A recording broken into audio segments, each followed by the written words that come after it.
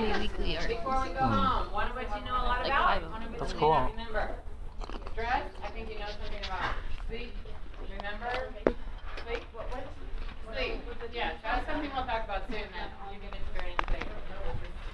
So stress, as individual to the person, it is a subjective thing, but it's also defined as any disruptive force, physical or mental. And when we talk about it, because there's another class in there, I want you to remember that this is a physical thing too. For your patients, you're often talking about physical stress.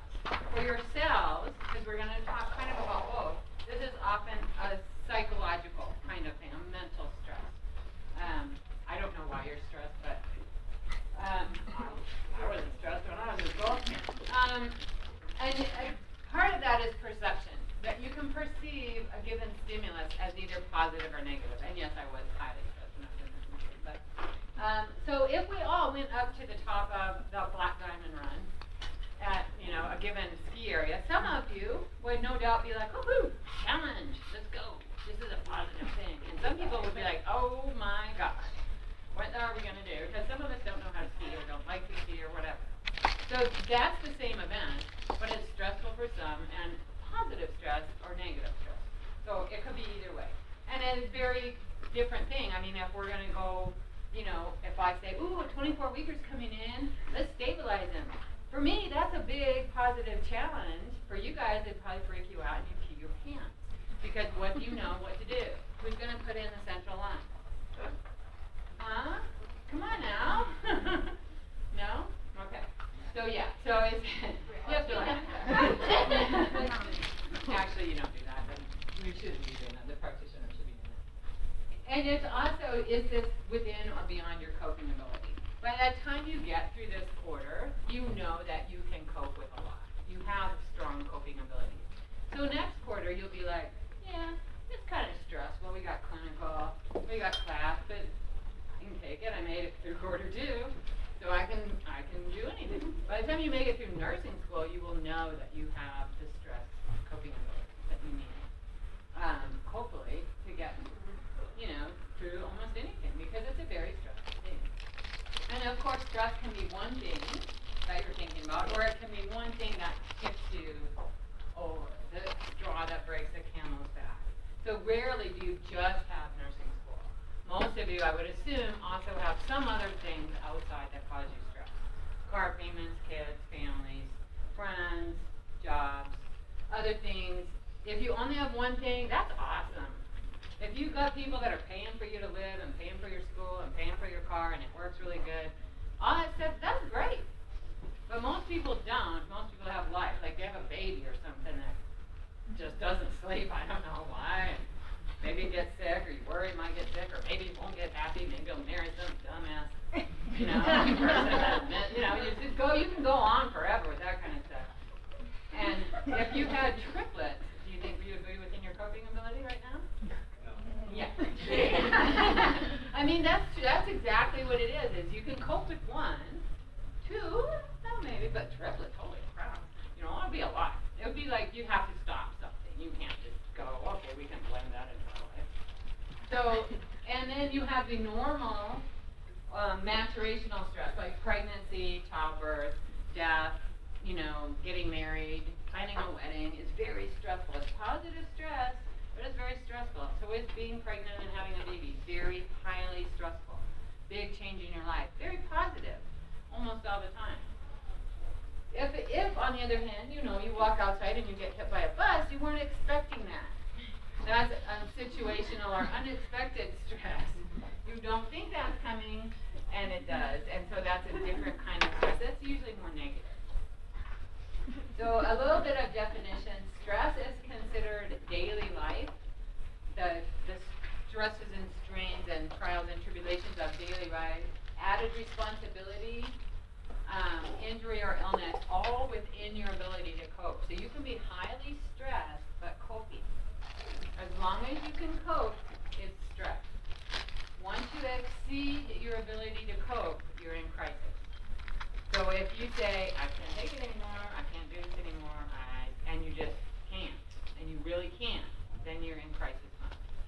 You just can't come to class anymore, or you can't take one more test. you can't, I don't know, your car breaks down and you just sit down on the ground and start crying, you're in crisis. That's crisis. You can't cope anymore at that moment. Trauma is a stress response that persists when the stressor's gone. And so you're thinking PTSD or traumatic response, and this has been redefined in the psych literature. PTSD used to be defined as I forget how they put it, but it's too much of a reaction. It used to be called too much of a reaction to a stressor, but now it's actually defined as a normal reaction to a completely abnormal event. So it's an expected reaction when something really horrible happens, that you're going to react in a very bad way, and it's going to last a long time. But it's just that the stressor has gone away. You're not in the war anymore, you just still think you are. Or if you've been sexually assaulted, most people that have been sexually assaulted still have PTSD much later. They still have reactions. And so if your patient has that, it's normal. That's a normal response to that sort of thing, but they might need help. They still need help. So physiologically, first response to stress is alarm, flight or fight or flight. So you get that general adaptation system involved. You get ADH, which is antidiuretic hormone, cortisol, aldosterone pouring into your bloodstream. Changes all affect protein and fat metabolism, electrolyte, fluid balance. Don't care too much about that. What we care about is that in the short term, we also get epinephrine and norepinephrine. So our heart rate, our blood pressure, and our blood sugar go up very sharply. Oxygen intake goes up, and alertness also goes up too, which so means in a small dose, stress is good. Makes you brighter, makes you think faster, makes you run faster. Remember, your body doesn't know why you're stressed. It doesn't know whether there's a grizzly bear that just jumped out behind you and you have to run now because there's a grizzly bear behind you, which you shouldn't run, but you know, if it was running after you, maybe it would be worth trying, I don't know. Let's say a polar bear, I don't know. Or a lion or something. I don't know, you shouldn't really run from any of them, probably. But so it's doing all these things to make you run fast and get away so that you live to hunt another day. It's not worrying about healing your wound or ovulating or curing something that's wrong with you or anything. None of that matters right now. All that matters is you live in order to live another day. You run away from the grizzly bear. So your body doesn't know the difference between the grizzly bear and the guy who cut you off in traffic. Your body reacts the same way. But the difference is, if you're running from the grizzly bear, you're using epinephrine to run from the grizzly bear. You're using cortisol. You're using all these things up in your run to escape. And when you're done running, because the grizzly bear fell off a cliff or something and you ran away, then you stop and you're not stressed anymore. You're like, oh, okay. Let's go back to gathering wheat or whatever we were doing before the grizzly bear came. And if you're in traffic, you don't stop and you don't use it up. Nothing ever stops. So in the long term, antidiuretic hormone makes you not pee. Okay, so you're not going to pee while you're running away from a grizzly bear. You might poop your pants, but you're not going to pee. Cortisol does a few things to your body that are not so good. And the combination of cortisol and epinephrine act to just raise your blood pressure, which destroys your blood vessels and your cardiac system, right? Builds up plaque, narrows the blood vessels, make them less elastic, so you get heart disease, hypertension. It also builds, because of the protein and fat metabolism change, it builds that visceral fat layer, that's the fat around your organs and around your belly, that we see in America and the world so much. Everybody's apples now, that's the least healthy kind of fat, the kind that leads to heart disease and death. And that is largely because of stress, because stress has gone up so much and ways of dealing with stress have not come along with it. So those are bad things, and I have a really good video that I really would love to show you, but maybe after the test we'll have some time to watch it. I hope so. Otherwise, I think I was going to show it next week on Thursday, and then you guys are off on Friday next week. So if you have Netflix, you can get it. It's called Stress, Portrait of a Killer, and it's a National Geographic Nova series. It's really, really well done. And it sort of re-emphasizes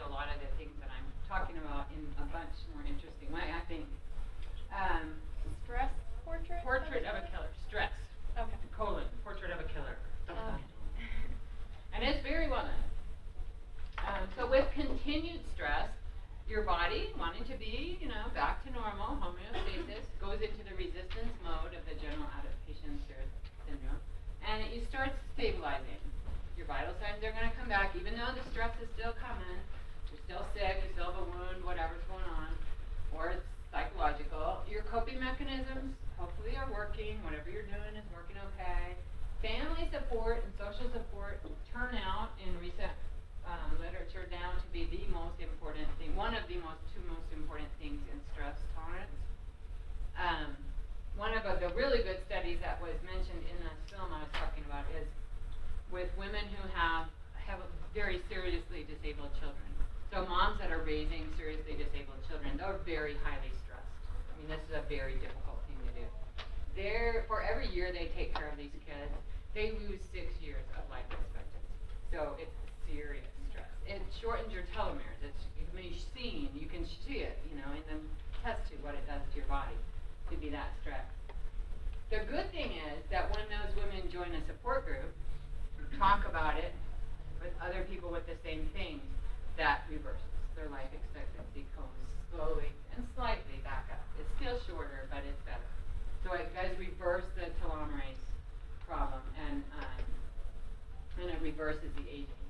So that's a big deal. So social support is huge. It's really important to have your cohort support, have your friends. Talk to people about these stressors that you're undergoing. It's super important. And then sometimes being at this point in the process, the perception of the event might change. Like you might think, oh, I was like so scared before I jumped out the plane. I was like so stressed out, my heart rate was But then afterwards, I thought, wow, this was really fun. I want to do that again. So your perception has totally changed from a negative, like, God, I'm going to die, to, oh, that's fun. And, that happens a lot. Or you change and you think, I can't handle this, and then you think, I can handle this. I can handle this. After I'd worked in the NICU for a few years, and certainly after I'd worked there for I'd say that 3 years it took me to feel expert at it. There's a lot of stress. That's a really high stress job. I mean, people's lives are literally in your hand, and you make one mistake, somebody dies. It's a very high stress job. By the time I'd worked there for a long time, I pretty much felt like I could handle almost any kind of stress because I had people die, I had people's lives in my hands, I had people yelling at me, parents freaking out on me. Think everything had happened that could happen. And I still think that probably was the best thing, other than having 3 kids under 2, that prompted me to be good at handling stress. Because having twins really ups your coping ability, or ruins it. So that brings us to the next part. If the stress is unrelenting and it doesn't stop, nothing interferes to stop the stress, and this is, remember, can be physical stress, the body goes into the exhaustion phase. The body can't resist at this point. The continued injury is too much. And this happens with mental or emotional stress over time as these problems like cardiovascular hypertension, things like that build up, the tension in the muscles, the fat, the cardiac problems. And you have a heart attack, basically, is what's going to happen if it's that kind of long-term thing. But if your patients are getting assault from a wound or an infection, the energy goes down, adaptation decreases. The coping mechanisms, physical or emotional, are not working anymore.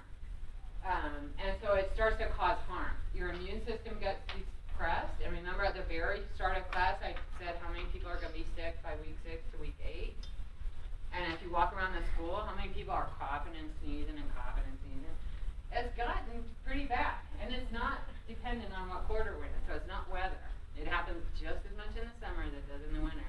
That's because people are getting really stressed. And they're getting tired because they've had to stress every week. And so they just tend to get sick. And I get an email every day now from someone saying, I'm not coming to class because I'm sick. Not coming to class because I'm sick. So I go, you're not coming to class the day before a test. You're really sick. Because that's a lot. So immune response goes down. Hormones, we said, remember, are causing all these blood pressure to rise, this heart rate to rise. Blood sugar is up there, which isn't very good for you either. And a lot of times people start using unhealthy new coping mechanisms. What they've been doing hasn't worked, so let's try kicking the dog and see if that try beating up somebody, see if that works. Maybe drinking will work, I don't know. We'll try something. And so people just try that. And this can kill you, eventually will kill somebody if they get, you know, this horrible unremitting stress. And physical stress will do that to you. So this is just a diagram of that you can look at. So coping mechanism, the way you cope with stress is based on your previous experience. What's worked for you before is what you'll use, and that works for your patients too. They'll use whatever worked for them in the past, whether it was good or bad for them, that's what they'll go to first. The culture, which has a lot to do with what you would try, because you would try what you've seen your parents try, or what you're told is a good thing to do if something's wrong with you, or if you're, you know, upset or something, and what resources are available. I mean, that's one great thing to say, oh, you know what, it'd be really good for you to join a gym and exercise to get rid of all that stress and tension. But if you don't have any money, you can't join a gym, right? There's not a free gym. You gotta have like $100 a month or something. So it's no good telling your homeless patient that, or your very poor BSN student, if you happen to have one, that, you know, you should join a gym to reduce your stress, because they're like, I have neither the time nor the money to join a gym. Okay, well, go for a run. I don't know. That's cheap. So, and then the second most important thing, it turns out, in the latest research about coping and stress that determines how much it's going to harm you is how you interpret things. And I'm trying to think how to explain this the best. If you are you're going shopping, you're going to the grocery store, you got to hurry up and go to the grocery store because you got to get home and do whatever needs to be done really soon, study for your test. And it's snowing and it's cold. So you're right there, oh, you see a parking space, you're just about to go in there and someone zips in and gets it. Or you're on the freeway and someone cuts you off. If your response is, damn it, that asshole took my parking space. He knew I was going for that parking space. He purposely cut me off. If that's your initial mental response, that's not a good sign for you for stress-wise. That means you don't cope with stress well, that you're looking at it as somebody else is doing it to you. If that's the way you look at stress, or a person looks at stress, that is a negative connotation for their ability to cope. If on the other hand you go, dang it, my parking karma is so bad, or, you know, just something neutral, or that always happens, you know, like it's just neutral, or not, the other person didn't do it to you, then you can probably learn to cope. But if you do find that you've ever, or you see somebody else, sometimes you'll be in a car with somebody and you'll notice that they're like blaming people for just existing, and you know, they purposely drove a blue car so that I couldn't see them and I crashed into them. I'm like, oh yeah, I'm sure they did that. You're like, what are you thinking of? And that seems to be the key to how bad the stress is going to be for a person as far as death and disability and stuff like that, which is interesting, I think, and that's brand new stuff. So ultimately, your coping is going to be helpful or harmful. So your coping could be problem focused, right? You could see, okay, how can I solve this problem? What do? I got to find another parking space. I got to call the police. I got to get my car fixed because I can't sit in the parking lot all night. That's good coping. That's good. Emotion focused, you know, just, you know, I guess I'll just cry because I don't know what else to do. Isn't really helpful. It might help, you know, let out some emotion. It might be in some ways cathartic, but it doesn't solve the problem. So it's not really coping. Coping is solving the problem. So if I ask you on a test to give me, you know, choose an example of somebody who's coped with something, it's the person who solved the problem. The person who just whined about it didn't cope, they just whined. The person who drank a gallon of rum didn't cope with the problem in a good way. So crisis is a situation that requires new coping skills. Remember we said it exceeds your ability to cope. So this can be the developmental crisis, like maturational crises, pregnancy, birth, death. There's lots of other, marriage, all these things. We know they're going to happen. We expect them to happen, but they're still a crisis, and it still can exceed our ability to cope. Yes, ma'am? Is there ever a time, like, I mean, I know I saw this in my neighbor when she was paralyzed, that she initially, like, full throttle was really great with coping, but she never went through, like, the grieving process, and then it's like, that would hit really hard, and everything would fail. Is there ever a time that you'd be like, okay, well, we need to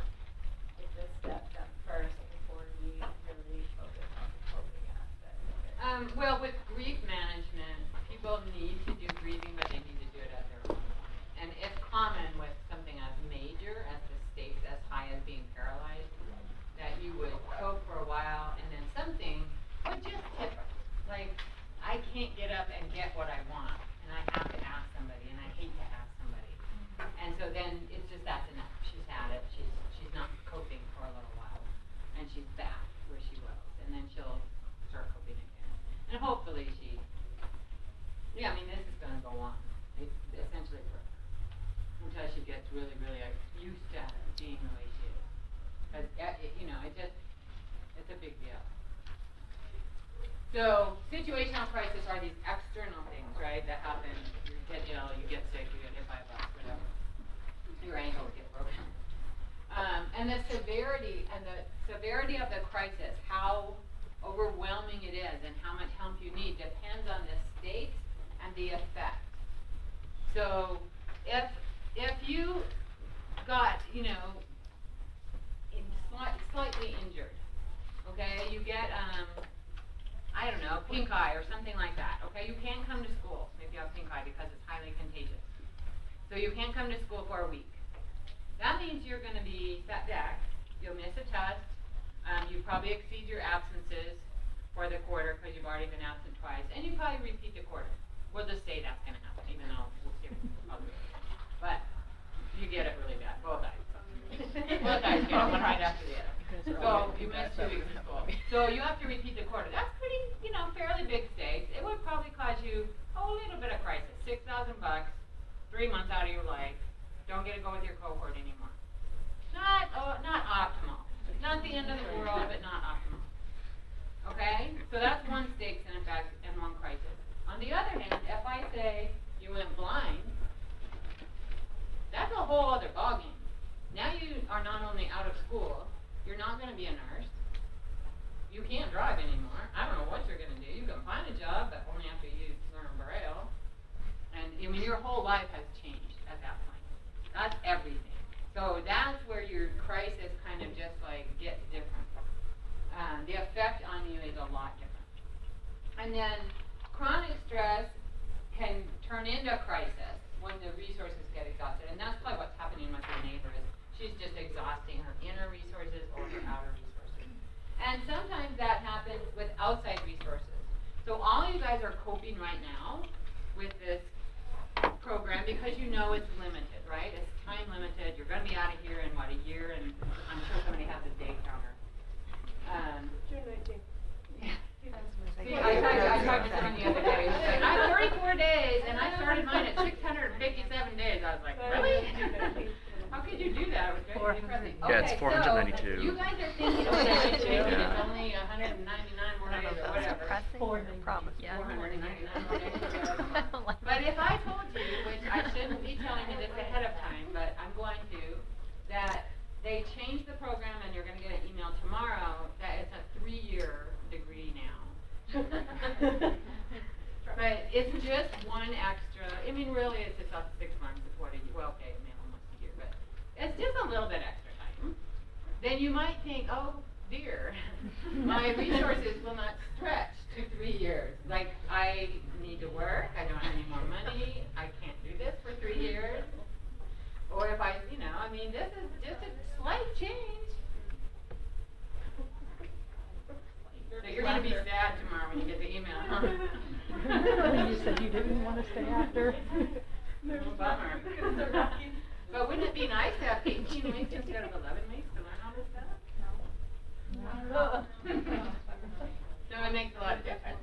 Your resources would be exhausted. And somebody, there may be people in this class who would be like, yeah, my parents would pay for the extra time. They'd send me a Lexus in my car. Well, that's fine for you. I'm glad for you, but not all of us would have that luxury. If they made it that long, it would be horrible, because 18 weeks, that doesn't even fit in a year. They were trying to do, like, no breaks between quarters, you know, the 12-week quarter. Oh, yeah, that was a real thing. The faculty, like, mixed that. We were like, there's no way that we're going to do that, because we need some time off. We need at least to be able to potentially take time off. And the students needed a little time off, too, because they were going to 12 weeks. Last year there were 5 weeks. You guys would have been in the 12-week cohort, and you would have just gone straight through.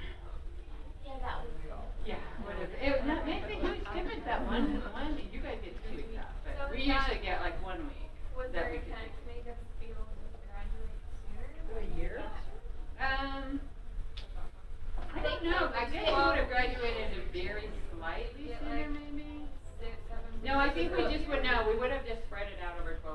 it matched with the rest of the corporation, with EA. Their schools are 12 weeks. That's why. You wouldn't have graduated any sooner, unfortunately. Nope, you just want to go to school all the time. No brainer. But kind of couldn't get anybody to teach that particular schedule because it would be best to never have a day off. Like it would be. So nursing implications, we need to focus on how can we prevent or reduce stressors for our teachers, and how can we add resources for people to cope. So we can reduce added stress. We may not be able to cure their problem. We can't take away their cancer or whatever is wrong with them that's causing them stress, but we can reduce the pain, correct the symptoms, not give them more stress. We can relieve anxiety. We can engage healthy coping, good amount of rest, exercise, a balance of rest, exercise, alternative therapy. We can help identify and get other people involved as resources. That's one of the biggest things because people don't want to ask for help. Their families say, well, is there anything I can do to help? They go, oh no, I'm fine. No. As a nurse, you have to say, no, we need to actually ask for help. Somebody has to vacuum for you. Somebody has to go to the grocery store. Somebody has to, who can do this for you? Who can feed your dog? What? Can you talk to my family? Yeah, I'll be happy to write a letter to your family saying you absolutely need someone else to do the grocery shopping for once. I can vacuum. I can vacuum. I have a note from my doctor, permanent. I never have to vacuum. So, things that affect stress. Well, obviously the number and severity of the stressors. You have more stressors, you have obviously more stressors. How many resources you think you have and how many you really have is a big deal. And then lots of stress in a small amount of time, lots of changes. So next week I'm going to, or Friday after the test, probably Friday, I'm going to give you a packet and you're going to pair up and you can do it either with somebody in the class, ideally, or if you really can't stand somebody in the class, I guess you can do it with somebody at home. And assess their stress and or sleep and see which is worse. And then write a care plan for them that they will then have to implement your ideas and see if they can reduce their stress or increase their sleep. So it'll be a good practical application of what we're learning. And also give you an idea. There's like a check off that says you check off all these things that have happened in the last year. If you got married, had a baby, started school, started a new job, left a job, got fired. And as you add them up, you get to a certain number, and it increases your likelihood of getting sick or dying in the next year. Slightly increase your stress levels if you had a lot of things. We're going to get stressed out for But it's a really reliable tool. It's been used a lot for a long time. So it's kind of interesting to see, like, oh my gosh, my life has really changed. No wonder I'm like tragically strung out here.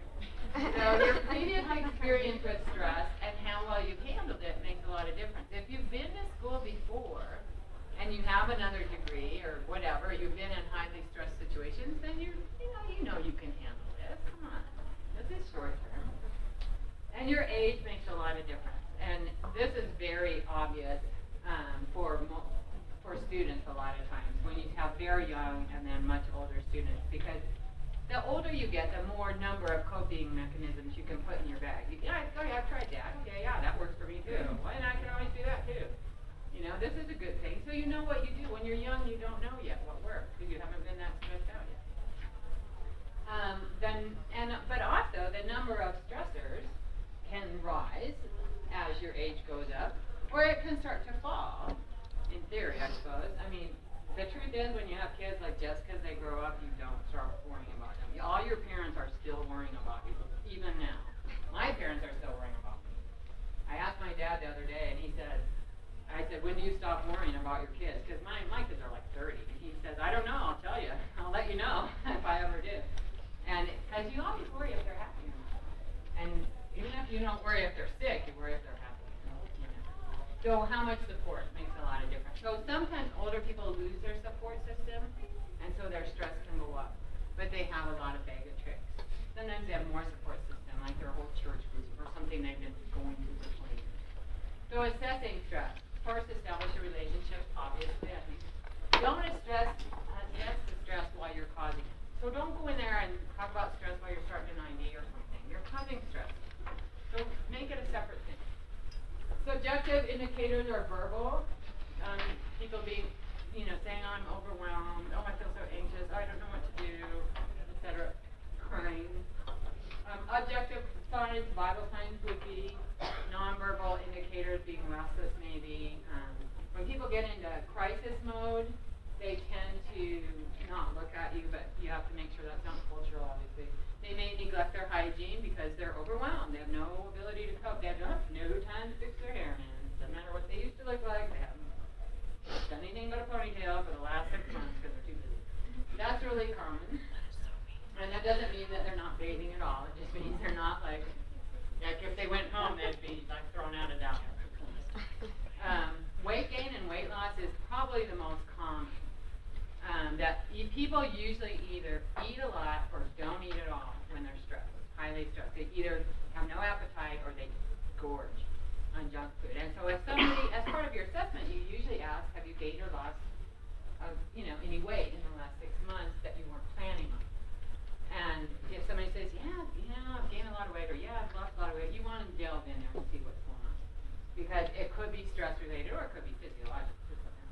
You also want to assess how many and how severe the stressors have been within that period of time using one of the tools I'm going to give you. What the meaning is to that person, what they think the stakes are. I mean, is this like serious? When you see someone coming into the hospital to come into your care, if you're working in acute care, that surgery that they're going to have, they may be like, this is big. This is life or death for me. They take the tumor out, they don't take the tumor out. That's high stakes. Even in a fairly light, low intensity environment like labor and delivery or something, for one person it's like, oh yeah, we're having another baby. Ooh. For another person, they've worked and tried and strived for 10 years and they've had 18 miscarriages and they've had in vitro. This is everything to them. If this baby doesn't get born and turn out okay, that's it. This is the last time. And it's huge. It's a huge thing. The emotions are so high, and if anything goes wrong, it's such a crisis because the stakes are really high on that. And that's like a big comparison to kind of the mellow kind of, oh yeah, third baby, we just decided to come to the hospital this time because, different. We usually have them at home. That kind of person is like mellow, and they're just like cool with it. So how well those coping mechanisms are obviously working much better. We want to assess available resources, how well they're being used, whether people even know that there are resources. They could get Meals on Wheels. They could get vacuum on wheels if they really needed their house vacuumed. Somebody would come vacuum it for money, but they would come. Maybe they would do it for free. Nursing diagnoses. Well, ineffective coping is probably the most direct one. Anxiety, role strain. Certainly if somebody's in a caregiver role, taking care of somebody with Alzheimer's, they get role strain really bad. Altered sleep, if you're really stressed, probably not sleeping. Nutrition, either less than or more than body requirements is a big one. Secondary to stress. Goals that should be based on the patient priorities and your nursing judgment, because you have to kind of help decide what the patient needs. Because they're unable to cope at this point. They're not going to be able to make decisions as well as you are. So maybe they need information, access to resources, or more coping strategies. And we can probably reduce the severity of some of these stressors. So a couple of examples, like patient will utilize a daily walk of 30 minutes to relieve stress is a way of promoting healthy coping. This is a good long-term coping strategy for long-term stress. And this is something I would suggest all of you do. Go for a walk every day because it will help use up all those hormones that you're putting out for stress. So every time you get between classes, go take a walk. Asking for help, and this is very specific. The sister's going to do laundry once a week. The brother's going to provide dinner. This is really specific use of resources. And then decreasing other stressors, reporting the pain down to 3. And keeping it there is reducing stressors. So some of the interventions, identify, assess. Teach that healthy coping and help them decrease the unhealthy coping. We don't want to say, yeah, you should be drinking alcohol, that's fine. Or, they say, well, I only smoke when I'm stressed, but I'm up to 2 packs a day. You're like, well, it's okay, it's temporary. No, you don't say that because that's unhealthy, right? We want to say, well, there might be a better way. Or maybe you should think about the e-cigarette. Well, I guess those have been kind of nixed now, too. That seemed like a good idea. I don't know, I saw something flash by on a computer thing that said something about they were bad.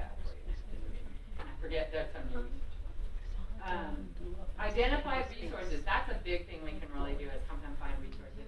And do complementary therapies. I mean, relaxation and stuff does help with stress. Guided imagery, meditation is really useful. Evaluating, sometimes people in acute stressful situations, it just goes away. I mean, you know, you worried about something, or you're having a baby, you're really stressed out. Well, the baby gets born, it's okay. Your stress is gone, or that stress is gone. And you know, things are okay. Everything turned out okay. You didn't, you know, you don't have cancer. Your tumor's benign, that kind of stuff. The stressors be gone, so you may not really have to do that much. But with chronic stress, it can be adapted to. So we want to make sure we are reassessing this patient for the number and severity of stressors, how their coping mechanisms are, their sleep, their appetite, their level of hope, and their level of social interaction are pretty important indicators of how well they're doing, as well as these perception of the stressor and the effectiveness of coping. So then we need to change the plan if necessary. And just one thing about nurses and burnout. Burnout is a direct result of stress in nurses, and it's a pretty big problem for nurses. So I thought it would be worth mentioning, because look at the definition of burnout. Emotional exhaustion and depersonalization of others. Perceptions of self with decreased personal accomplishment. Now, how can you be a good nurse if you depersonalize other people? You can't.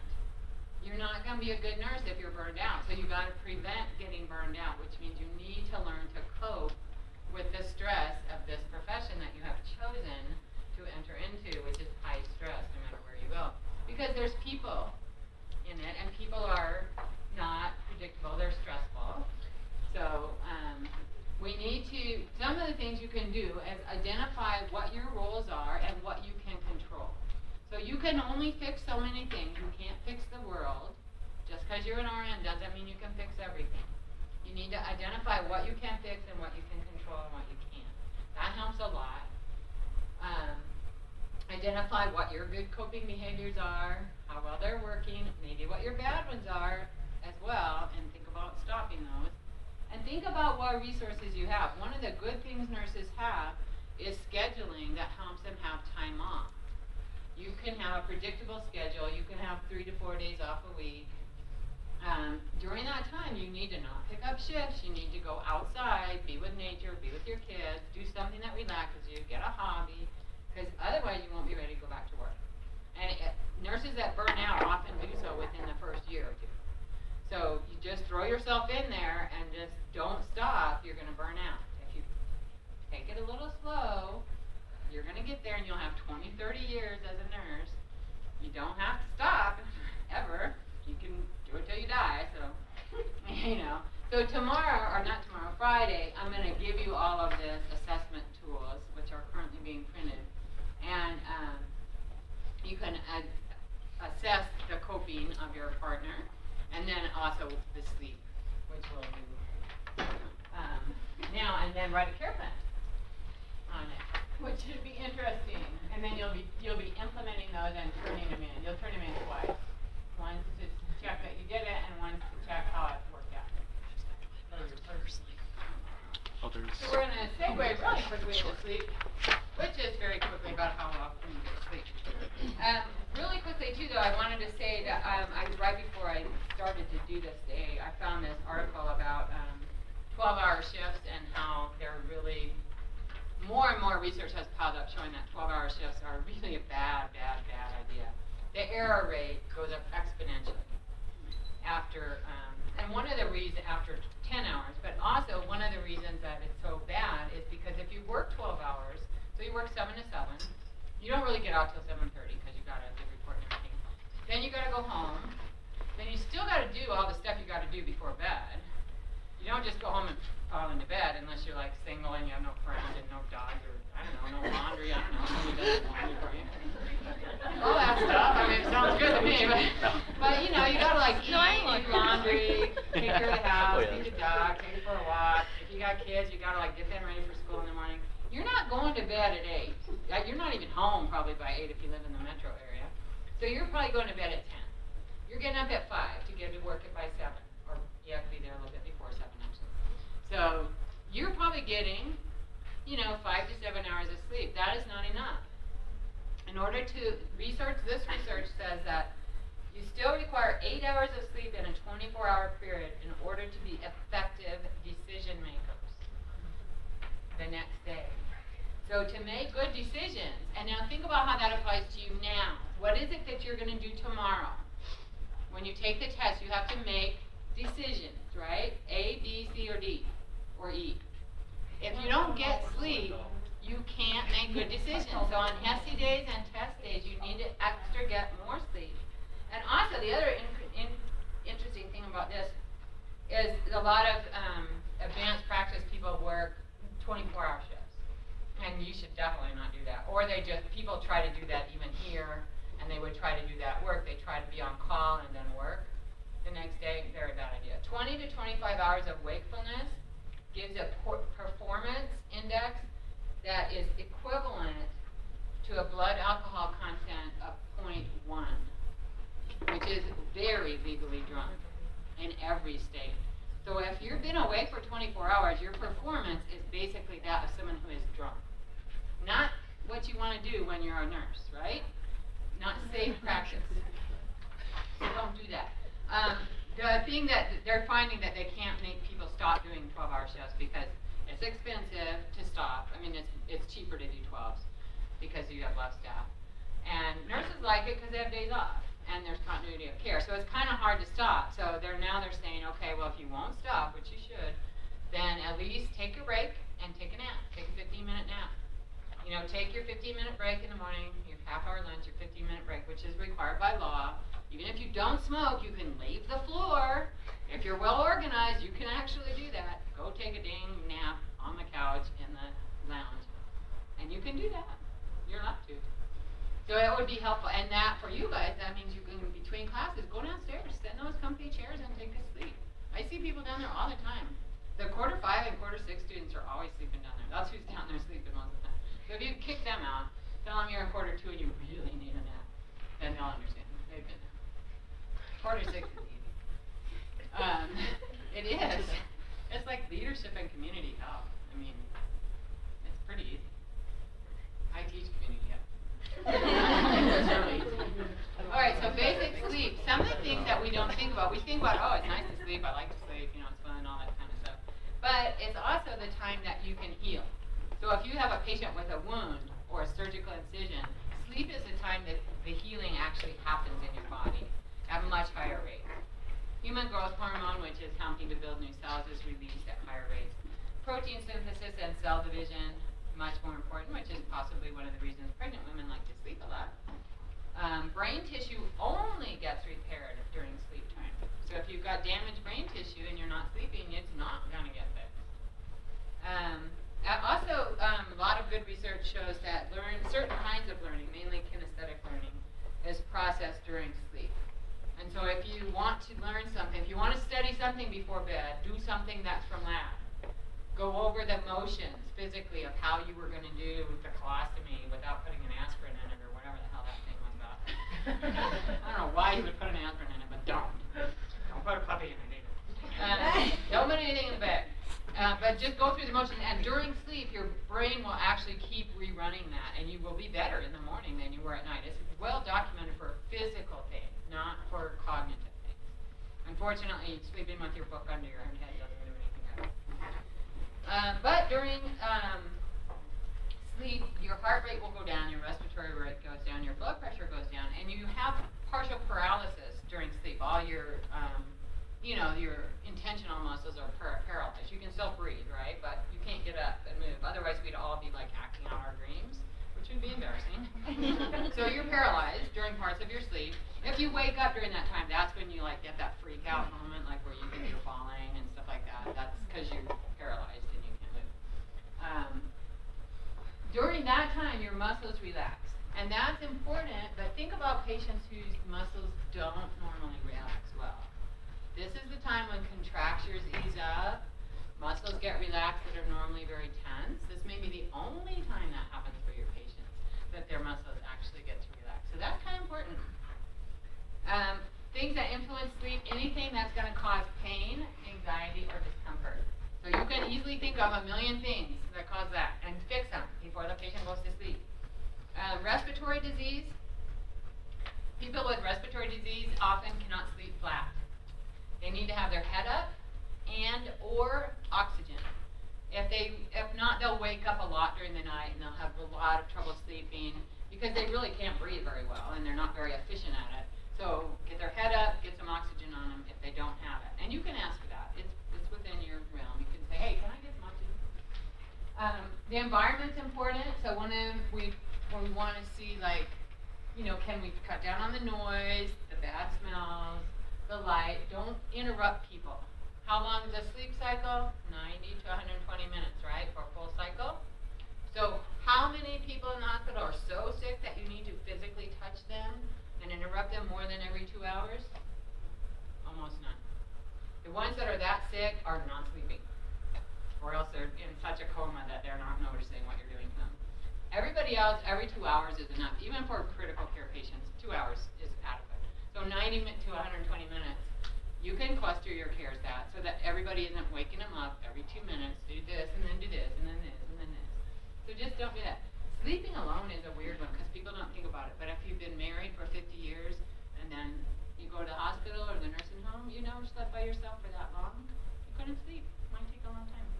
That's just a weird thing that affects people. Medications certainly interfere with sleep. Many medications you've already learned about cause side effects that would interfere with sleep. Whether it directly interrupts the sleep cycle, like weirdly sleep medications do that, like hypnotics, sleeping pills, things like that, tend to mess up your sleep patterns so you don't get REM sleep. Or things that cause a sleep, you know, like flushing or make you go to the bathroom more often, something like that. Lifestyle changes, like shift work, changing shifts, like changing your schedule quite a bit is really bad for sleep. So the ideal is that you stay on the same schedule. You always wake up at the same time, you always go to bed at the same time. That's the best thing for your body. Granted, I know nobody's going to do it. I'm not either. I'm not getting up 5 on Saturdays, but I will stay up later, I guess. And food intake is important.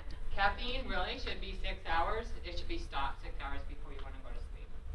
That makes the drive home a little dangerous, but that's what you got to live with. Food, you know, eating a big meal right before you go to sleep is probably not a good idea, especially spicy food or something causing indigestion. And then a lot of people think that if they have a glass of wine or a beer, they'll go to sleep and it'll help them sleep. It's true it will help you fall asleep, but it makes you wake up in the middle of the night. So if you're finding that you wake in the middle of the night and you toss and turn and can't get back to sleep, cut out the alcohol before you go to sleep. That's usually one. And hunger makes it really hard to sleep. So your NPO patients that are not allowed to eat, they may have a hard time sleeping. So they are the few that might get something to help them sleep the night before surgery or something that, you know, to help them sleep. We don't use medications for sleep altogether. Baseline sleep. People need more sleep than you think. You can read, so I'm not going to read it to you. But at your age, you guys need, you know, at more than 6 hours, really, to function at peak. Not that you can't function at all with 5 hours of sleep, but if you have 5 hours of sleep all the time or 6 hours of sleep, you're probably sleep deprived, and you probably know you're sleep deprived. Wouldn't it feel nice if you had 8 hours of sleep a night and you could really do better? And you would. So that's you know, that's all we're saying. Disorders, well, sleep apneas are pretty big. There's 2 kinds of sleep apnea. Obstructive sleep apnea is the most common. Obstructive sleep apnea is a medical diagnosis that is a diagnosis for a condition in which the airways are kind of floppy and closed down. So hundreds and hundreds of times a night, a person's airway closes off. They wake. They probably are not aware of waking, but they do wake briefly, and then they start up again. Usually the first symptom is the person that they live with or the person next door, if it's really bad, says you snore really, really loud, and then sometimes you gasp because they snore and then they stop breathing and then they gasp and then start snoring again. And it's horrible to be around somebody that snores like that. My ex-son-in-law did that, and the first time he stayed at our house, I was just like, dude. I said my daughter, like, how could you leave me? I can't even be in the same house.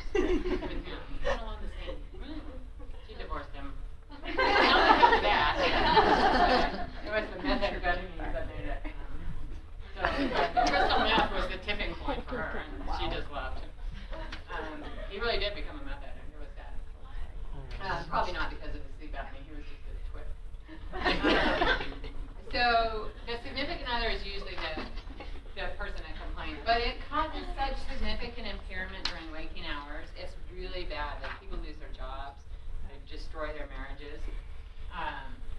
They just have terrible times. They get in car accidents a lot because they're so tired. They really are, and so they don't mind wearing the BiPAP or the CPAP machines, even though they're ugly and uncomfortable and noisy. It's okay because you're sleeping, and you feel much better during the day. Also, the way to get people to go into treatment is to tell them it not only increases their hypertension and their stroke risk, but probably their risk of erectile dysfunction is very highly increased. So if you need to say that to get them to go to treatment, sexual dysfunction will usually make people go to treatment. And it's true, you're not lying. It's very highly correlated. Anesthesia does cause a temporary condition of sleep apnea. So we want to be very careful with our patients coming out of anesthesia because their airways are floppy. Don't put them on the supine and go, okay, bye, and leave them there because they're closing their airways off. So we have to be paying attention. Insomnia, we think we know what that is. It's difficulty falling asleep or waking up a lot during the night. Sleep deprivation. Any ideas? Yeah, I think you know what that is.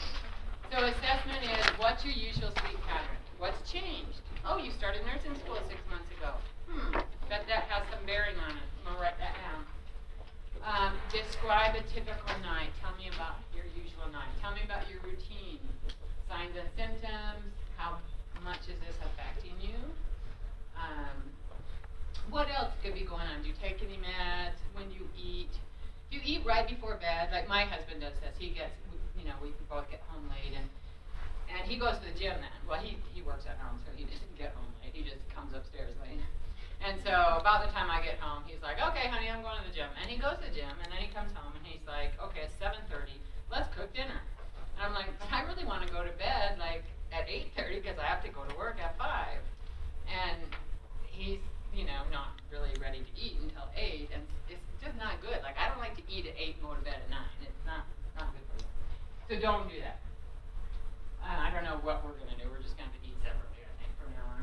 But how bad? So what contributing factors? Is the person sick? I mean, if somebody's sick, they may not be able to sleep because they're sick. And then what's their routine? We want to try to replicate the routine and the environment if we can.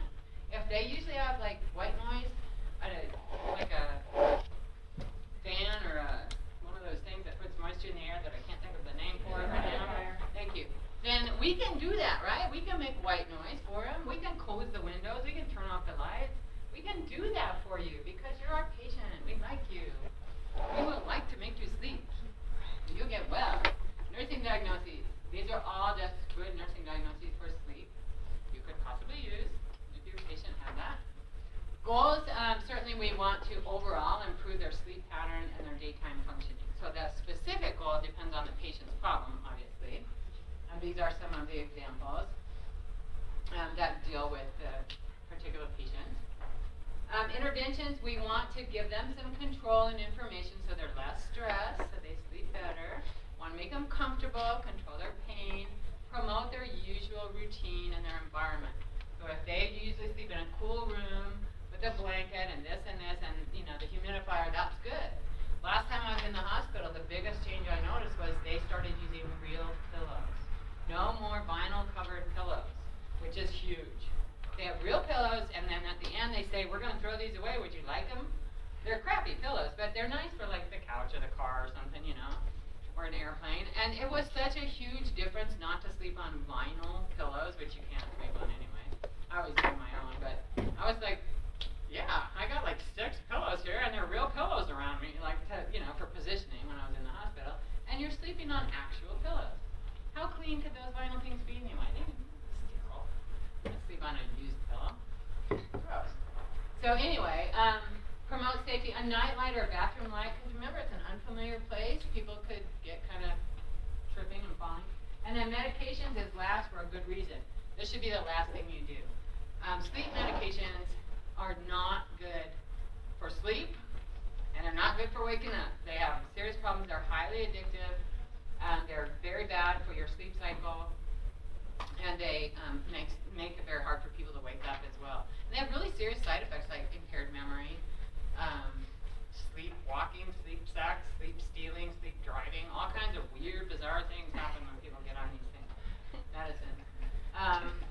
client should be able to tell you about the evaluation. Obviously, they'll know if they slept well last night, and you can see if they're napping less or whatever, and then revise or continue the plan. So you're going to try this. You're going to do your self-care plan. Hopefully, I want somebody else to write it for you just to get some perspective, but you can give input on both. Okay? I know that was fast.